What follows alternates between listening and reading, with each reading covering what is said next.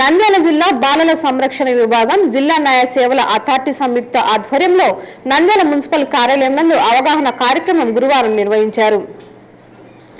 Nandyal municipal కార్యాలయం నందు నిర్వహించిన సమావేశానికి ముఖ్య అతిథిగా Kurnool district legal services authority secretary B Leela Venkateshadri, Nandyal మహిళా police station CI Gautami, Kurnool జిల్లా assistant legal aid defence counsel న్యాయవాది సులోచన, జిల్లా చైల్డ్ ప్రొటెక్షన్ అధికారిని స్వప్న, జిల్లా విద్యాశాఖ అధికారి జనార్దన్ రెడ్డి పాల్గొన్నారు. Next I request Sri Janardhan Reddy sir, District Education Officer Nandyala, please come on to the dais sir. అలాగే నంద్యాల టౌన్ మహిళా పిఎస్సిఎన్ అలాగే నంద్యాలకు చెందిన మహిళా పోలీస్ స్టేషన్ వివిధ స్వచ్ఛంద సంస్థల సభ్యులకు అవగాహన కార్యక్రమం నిర్వహించారు. ఈ సందర్భంగా వారు మాట్లాడుతూ ప్రతి ఏటా జూలై 30న నిర్వహించే ప్రపంచ మానవ అక్రమ రవాణా వ్యతిరేక దినోత్సవం సందర్భంగా సమాజంలో ఇలాంటి చైతన్య కార్యక్రమాలు నిర్వహిస్తున్నారు.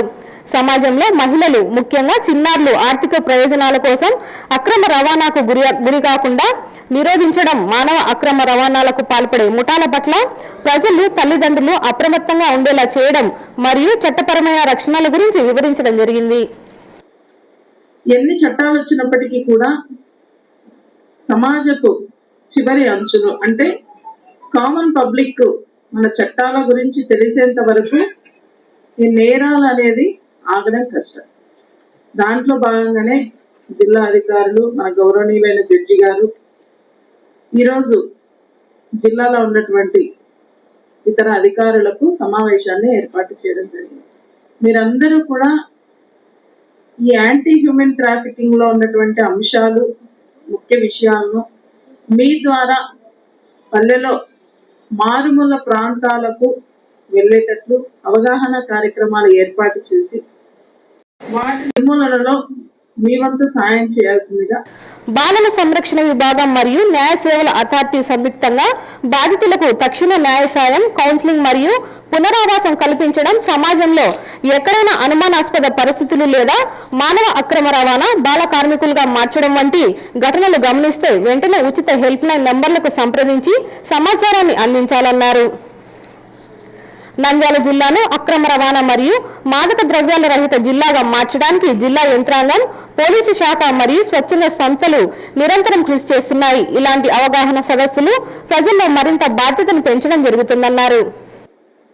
అవయవాల అక్రమ రవాణా మనం చూస్తుంటాం.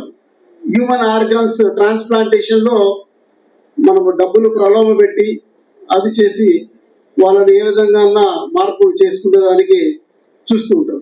ఇది కూడా ఒక రకమైన, ఇది కూడా హ్యూమన్ ట్రాఫికింగ్ కిందకే వస్తుంది. నెక్స్ట్ బిచ్చగాలుగా వినియోగించడం, ఇది begging is now is a big problem. చాలా మంది దీన్ని అంటే బెగ్గింగ్ బయటికి పోతే మనం చూస్తే ఎక్కడెక్కడైనా దీని వెనకాల ఒక పెద్ద నెట్వర్కే ఉంటుంది. సో ఇది కూడా ఒక పెద్ద నెట్వర్క్ తో రన్ అవుతున్న ట్రాఫికింగ్.